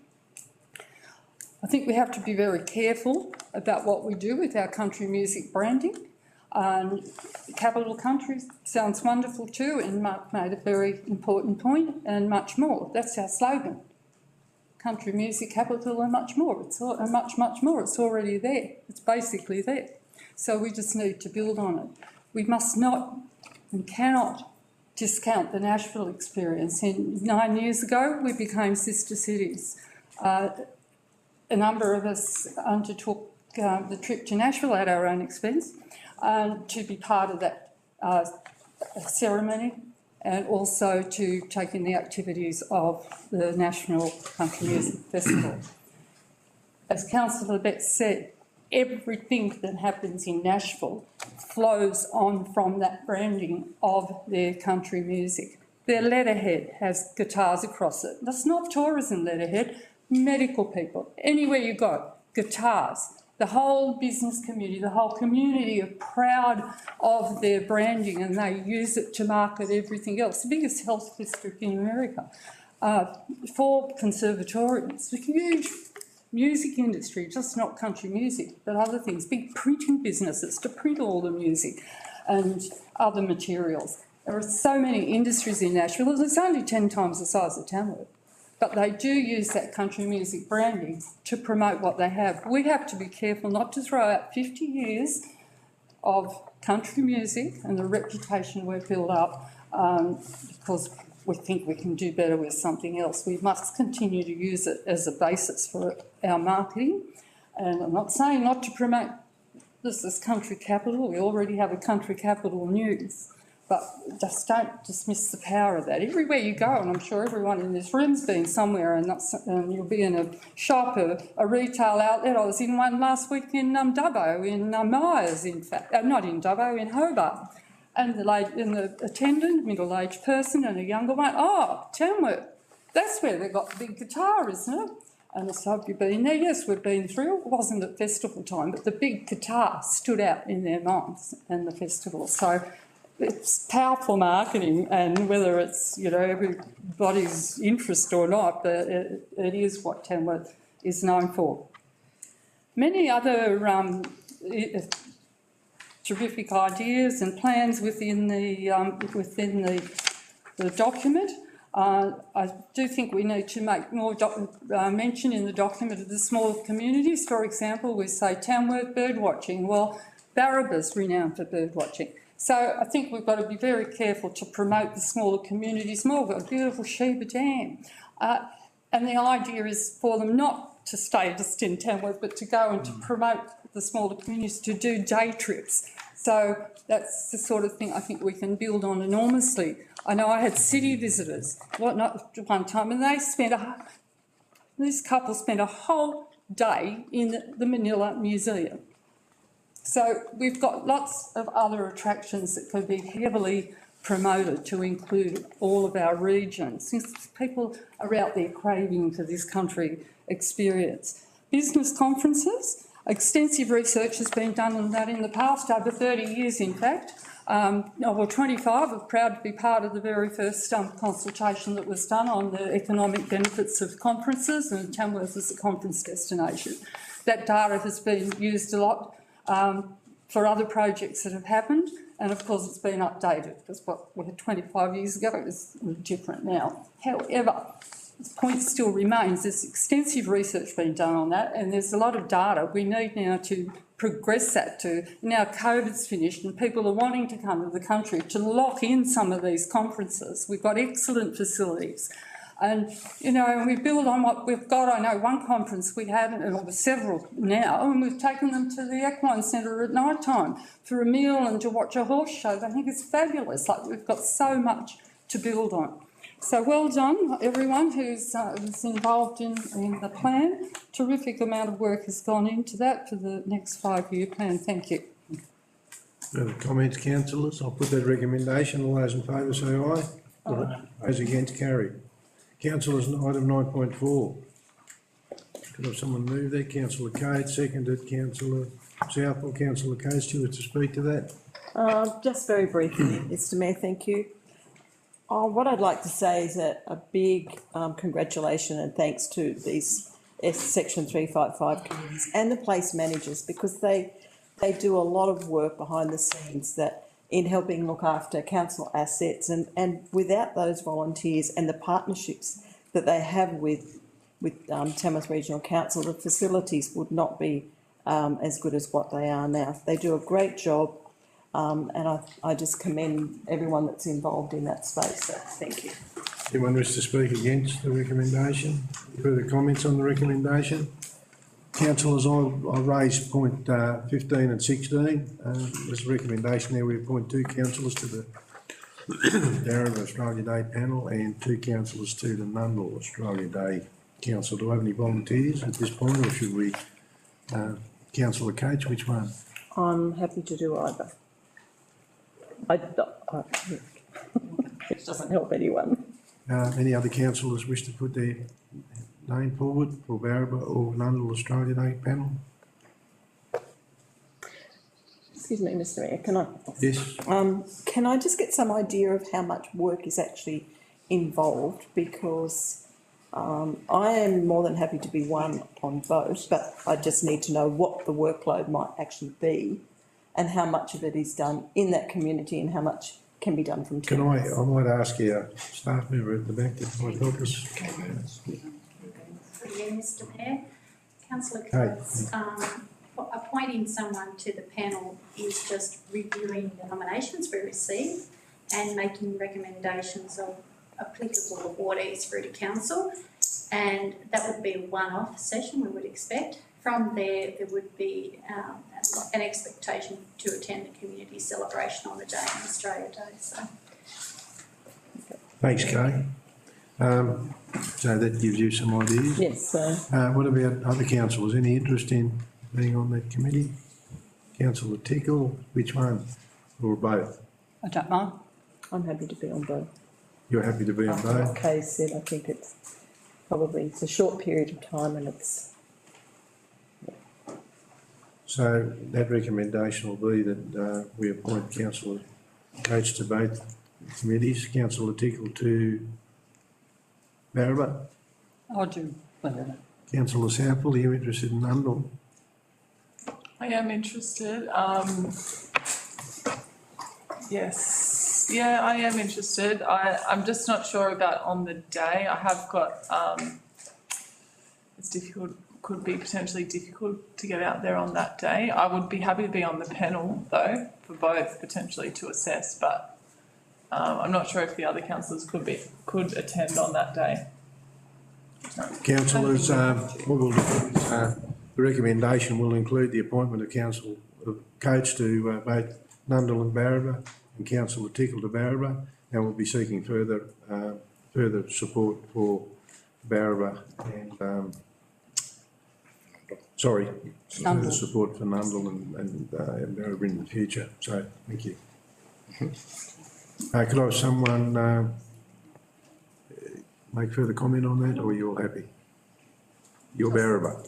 Oh, yeah, I was just going to add, I don't think it suggests that we need to be there on the day, Australia Day. You don't need on to the be. panel without being there, because we can't afford to have 2 councillors in No, every you place, can't. because we need it right round the the region. So just in case that makes any difference to Yeah. anybody. Well, if that's, So Dundle, we just need another councillor. yeah, I'm happy to be Okay, done. councillor Southwell will be the second councillor on Dundle. So we covered all bases. Councillors, all happy with that? Any further discussion? I'll put the recommendation. Those in favour say aye. No. Those against, carried. Councillors, we'll move on to item 9.5. Could I have a mover and a seconder, please? Moved councillor Betts, seconded councillor Sutherland. Councillor Betts, do you want to make a comment? Mr Mayor. Anyone wish to speak against the recommendation? Any other comments on the recommendation? Councillor Tickle? There's been an enormous amount of work going into this and building upon what we had. I know when I went to New Zealand for Sister City a few years ago, I took the prospectus that we had and for a copy for all the officials that were there.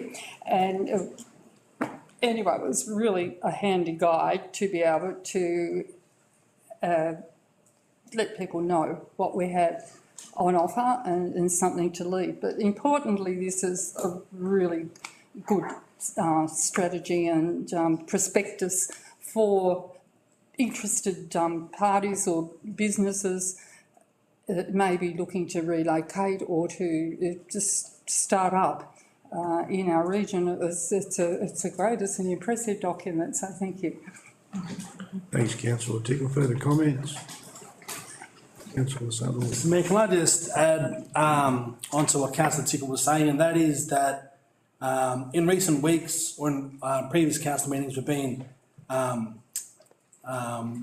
discussing and looking at some really amazing strategic plans and documents, kind of highlighting where our attention will be in the future, and then to have that reinforced in a document put together like this, really showing that, you know, we've talked about our view on sustainability, and then you can see how that investment looks in real life. You can see whether it be through affordable housing, whether it be through economic development.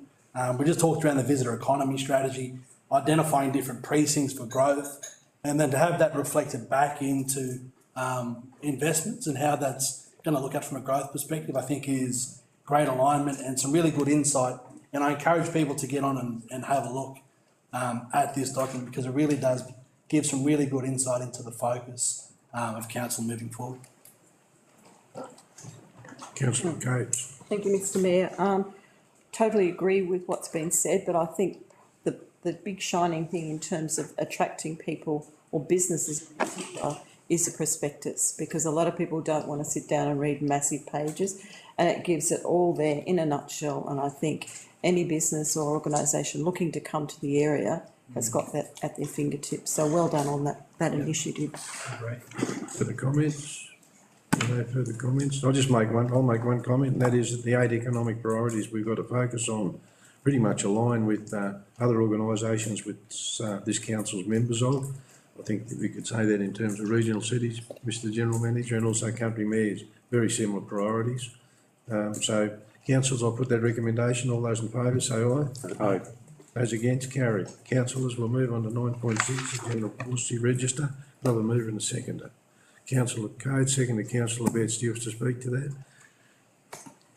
Mr Mayor, this was massive, and I'll admit there's no way I read the whole lot. I have got a question though. Is there a better way that we can present the significant amendments so that we actually know what we're sort of approving, because and what we're changing? And I know there is a summary section at the back, but it in itself is massively long. So I don't know. I mean, I don't do these documents, but I'm just asking if there is possibly a way that it may be done a little bit differently. Yeah, I might ask the General Manager if he's got a comment. I think page 853, and I think paragraph 8 says some stuff. No, it's not actually. It doesn't go that far.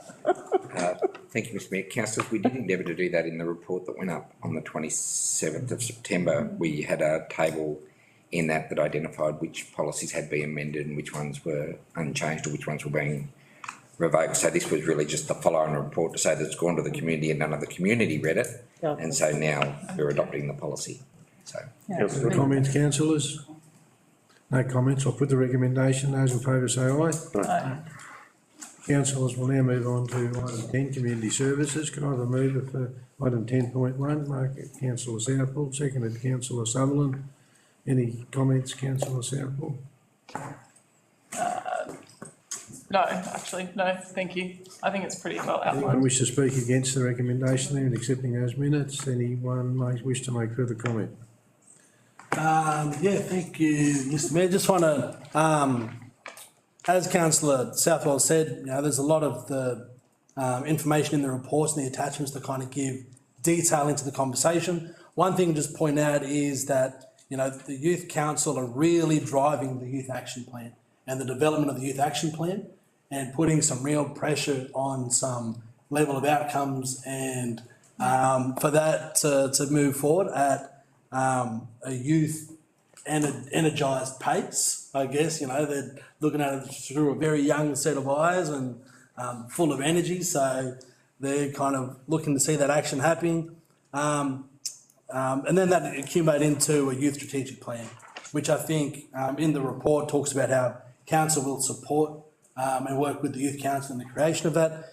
Just want to quickly acknowledge the hard work and commitment of some of the, our youth mayor and 3 other youth councillors that are stepping down. It's a massive commitment for young people to undertake, especially an introduction to some of that broader leadership conversations. Majority of all of these young people have gone through the HSC. And so to maintain some level of commitment to community service and community development whilst focused on the HSC, which can be very time consuming, for those young people has been amazing. So I just want to give a special mention to the Youth Mayor, Callie Nagel, and Youth Councillors Charlotte Leonard, Evelyn Murdoch, and Brady and Danny. All amazing young people, and we really do thank them for their time and looking forward to some new young people stepping into those spaces. Thank you. Councillor, any further comments? Before I put the motion, I'll just make comment that I too would like to support that as a whole of council. Thank you to those that are stepping down. They have done a great job and they've been a big part of a great team. So thank you very much to all those involved, and I wish them all the very best in their future endeavours. Councillors, I'll put that recommendation. All those in favour say aye. Aye. Those against, carried. Councillors, item 10.2, Tamworth Region Arts Advisory Committee. Councillor Betts, seconded Councillor Sutherland. Do you want to speak to that, Councillor Betts? Anyone wish to speak against that? Any further comments? I'll put the recommendation. All those. You'll be quick. Thank you, Mr Mayor, sorry. No, I will just quickly mention, look, this was a really good committee, as they always are, led by Bridget, our director, and our chairperson over here, Councillor Sutherland. We started off this actual meeting with a walkthrough of the Songline exhibition, which was absolutely fantastic. I don't know if anyone managed to go through it, but how good that was to be walking through during NAIDOC week, I believe it was as well. And we did get some really good important updates around cultural precincts, our public art projects, which was given an overview by our gallery director.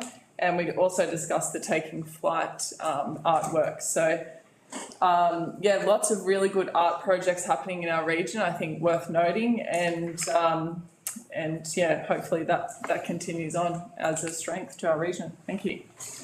Councillor Thank you. Just to follow on what Councillor Southwell saying, point 3 in the recommendation, just to give some insight into that conversation. Previously, it was noted that there was some budget allocated for what was the Taking Flight public artwork to be put in the roundabout. Before you go any further, Councillor Sutherland, the money for that was coming out of the Roads New South Wales, so there's no money there. Rightio, just to provide some clarity on where the thinking was at that time, and so. But that would have been funded by the project funds. Yeah, no worries. Well, that's just where that conversation at point 3. So that's invalid, that point. That doesn't matter anymore. There's no money there for that. So we need to press it. Yeah. Need to amend it? Through you, Mr Mayor, if I could just comment, so what the Mayor is saying, it was built in part of the total project out there. So if it was going to be reallocated, especially something to do with the roundabout or around that entrance statement, we would have to consult with Transport for New South Wales to be able to allocate that funding, but it's not for council to reallocate it. We would have to come up with a project, and then Transport would have to sign off on that project to say it was appropriate in that location from a safety perspective. Thank you for the clarity. Just really trying to push the barrier for public art and get as much public art where possible. Thank you. Good recovery. Tina, do you want to say? Oh, no, Mr Mayor, it was just that we had a conversation about looking for an alternative option to just for that entrance to the city, because it is an important entrance to the city. So whether it's on the roundabout or somewhere else, it would be great to have some public art. There's something. Yes. So councillors, further comments? There being no further comments, I'll put the recommendation. All those in favour say aye. Aye. Those against, carried. Councillors, move on to item 10.3, and in the commentary of the report, there will be some changes, and I'd like to ask the General Manager to comment on those changes or advise of those changes, especially for the people that are listening online. Thank you, Mr Mayor, and councillors and others that have read the business paper. I do apologise that we made an error in the recommendation. Sorry. No, I'm just telling people they're up on the screen. Yes, so it's displayed, but people online won't be able to see that. So just for the benefit of those that are online and haven't seen the new recommendation, the recommendation from the staff is that in relation to the report 2022-2023 annual donations program, Council 1 approved donations to the total value of $61,913.45. There's a part 2 which has approved the following additional donations. A, $2,000 to the Manila Show Society Incorporated, for a total of $7,000. B, $2,000 to the Baraba P.A.H. Association Incorporated to total $7,000. C, $2,000 to the Animal Welfare League to a total of $7,000. And D, $1,000 to the Tamworth BJP Physical Culture Club to a total of $2,000. And 3, endorse the rollover of the balance of funds, $5,043.55 to the 23-24 annual donations program. So mover, councillor Betts, seconder, councillor Coates. Councillor Betts, wish to speak to that? Yeah, very, very briefly, Mr Mayor. This is one of the, I think, better programs that council's adopted. While it's the 61,000 is a quite a sizable sum of money, but the benefit that the community gets from this is just enormous. I know back in the Parry days, this was a program that we did to some of the remoter communities, and for every $1,000 you would have got $10,000 or $20,000 with volunteer social capital input, and it was just an absolute bonus to the community, and it still is. So thanks, Mr Mayor. Anyone wish to speak against that recommendation? Any further comment on the recommendation? Councillor South. Thank you, Mr Mayor. Just wanted to note, back when I was a staff member at council, I used to help coordinate this annual donations program, and it's such an honour to be standing here as a councillor and on the committee deciding who, where our funds go and making sure that there was equality with the funding to try and spread it throughout the region. And look, I just want to thank all of the community members that have put forward their applications to do these amazing community projects. We're extremely lucky to have previously talked about all our 355 volunteers out there monitoring our assets, making sure we're aware of repairs, and then this is very similar along the same lines of letting us know of update current projects that are important to our community groups. So thank you to all that have put forward applications. It's a little bit disappointing, I guess, that we don't have more applications. Because I think there are lots of great reputable projects that we could provide funding for. So hopefully we can push that a little bit harder next year and get even more people apply for this funding. Thank you. Further comments, councillors? There being no further.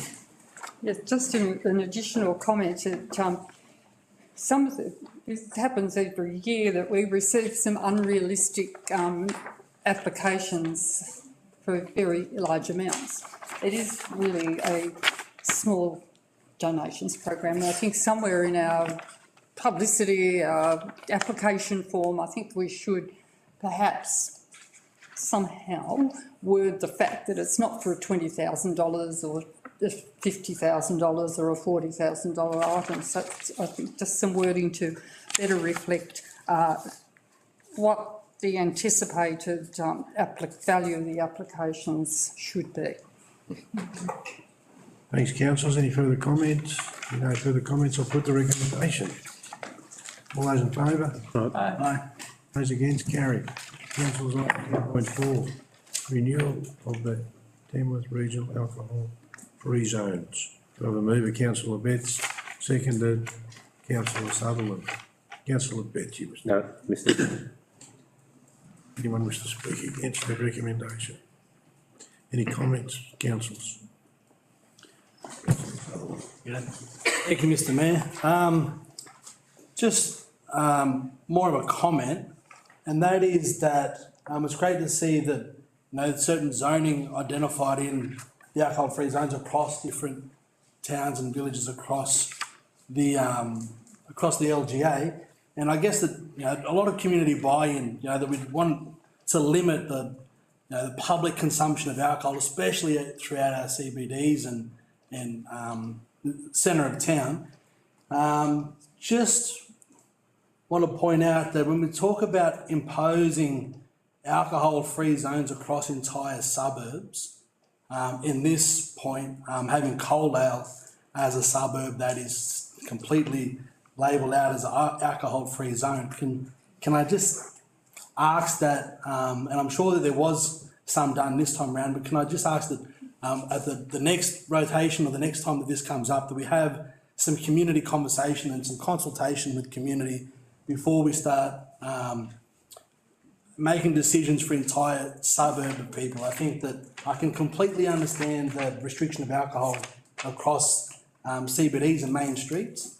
This is the only suburb within our LGA that has been branded or labelled or enforced alcohol-free zoning. So I just want to ask that in the future that some pretty extensive consultations done, just so we can see what the feedback is from that community on that restriction. Thank you, Mr. Thanks, councillor Sutherland. Comments? Councillor Southwood.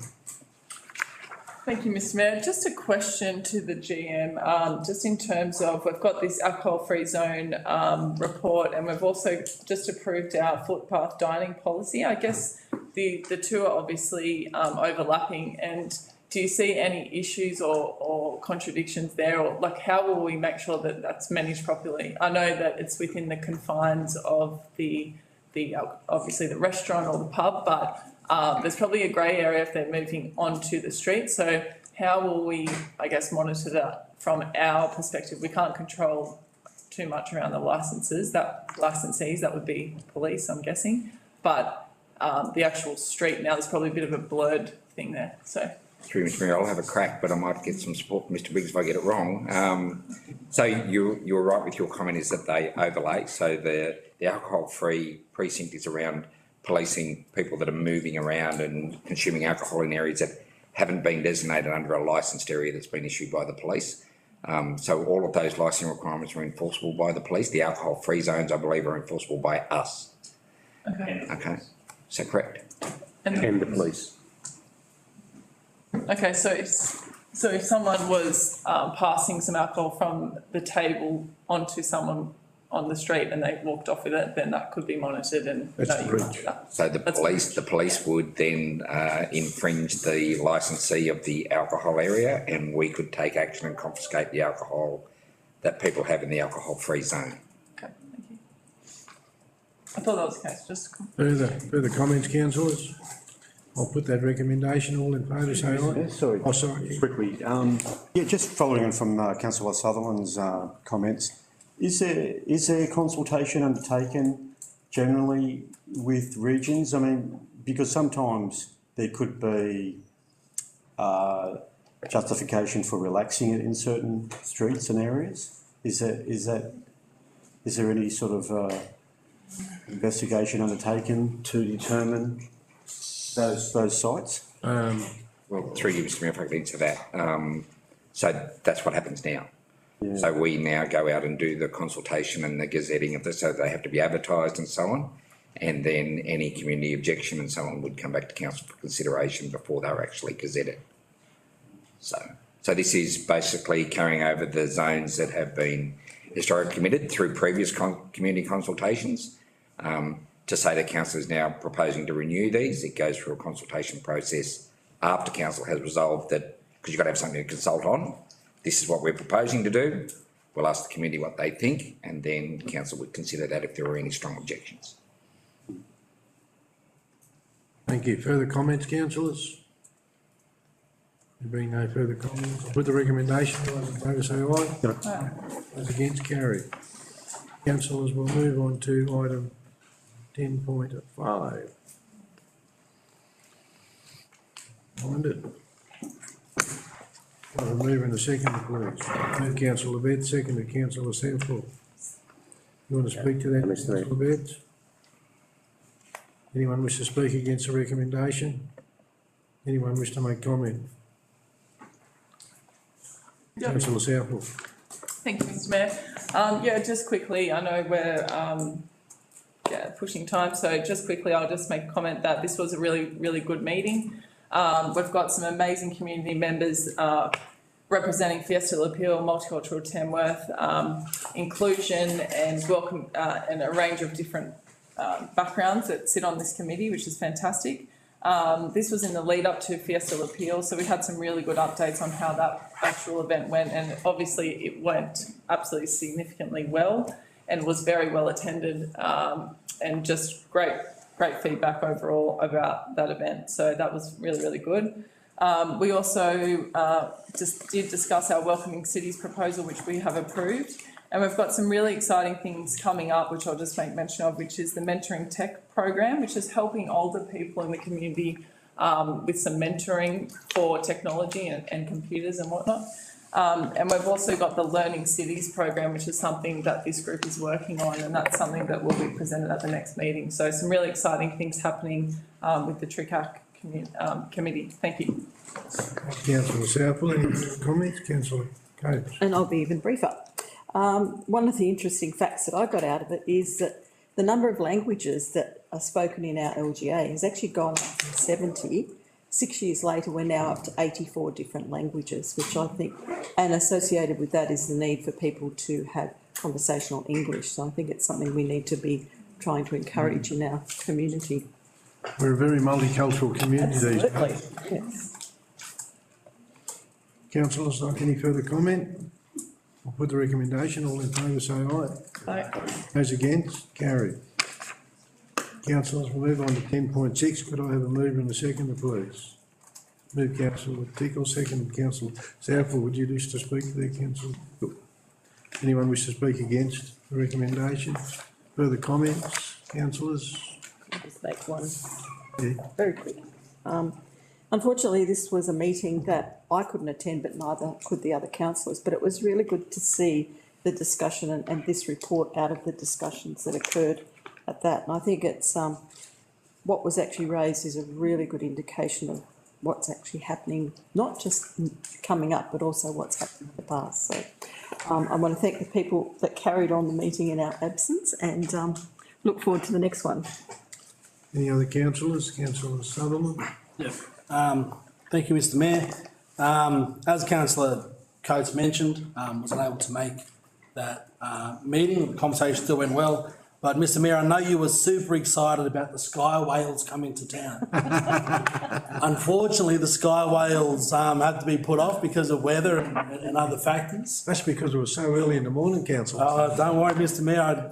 The invitation will go out to everybody in the new year to make sure the Sky Whales are back in town, up nice and early, seeing fabulous creatures flying through the Tamworth skies. So just to give you an update on the Sky Whales. Look forward to it, councillor Sutherland.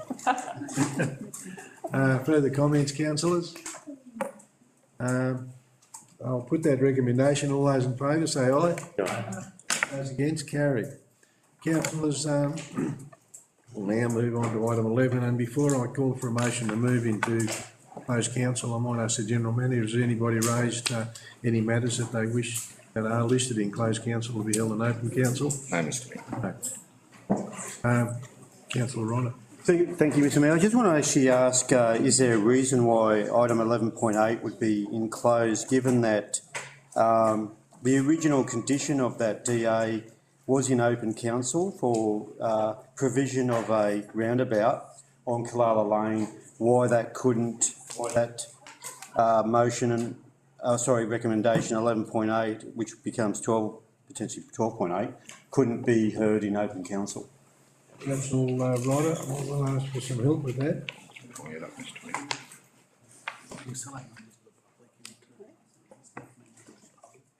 Yes. I believe there's some confidential arrangements in that report that the Mayor and General Manager have to undertake some actions with. But I'll ask. Do you have any comment, Mr Mackenzie? Through you, Chair, only that those negotiations are essentially between council and the developer at this point in time, but they could also be used, probably that's the wrong word, by other developers to then force council to go down a similar path. Each scenario is quite unique and different, so that would be the reason that I'd be suggesting that it's best heard in closed council. Councillor Ryder, does that satisfy you? That'll be fine, thank you, Mr Mayor. Mr Mayor, I would just add, look, I think that's a really good point though, councillor Ryder, and taking on board Mr Mackenzie's comments, I do believe this initial conversation probably needs to happen in closed council, but I would also suggest that following a resolution from council, we should do a receive and note report which informs the community of those things that demonstrate how council reached its decision. I think that would be a very good exercise in transparency, but I think these conversations probably need to take place in closed council until council reaches a position. Thank you, Mr General Manager. So are you happy with that, councillor? Thank you. Thank you, Mr Mayor. Now I ask the councillor to move, a move and a second, and a move into closed council. Councillor Sutherland, seconded Councillor Southwell. All those in favour say aye. Right. Have we many members of the public left? No. No. Go, Roger. I need the two rat bags in the middle.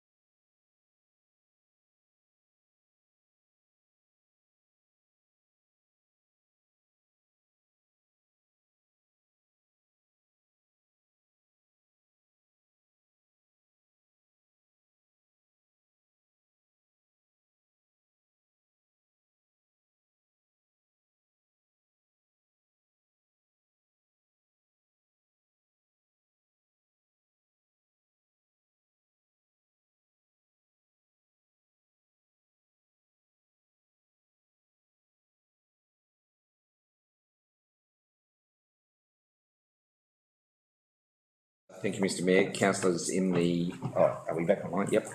In the closed session of the ordinary council meeting held on the 8th of November 2022, you considered 9 items in closed council, items 12.1 through 12.9.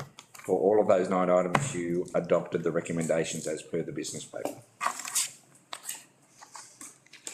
Thank you, Mr General Manager.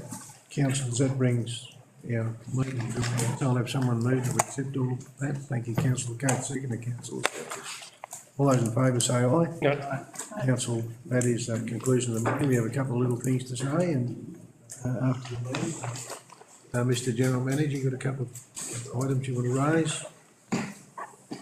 And that's dead right. You said 9 o'clock. I thought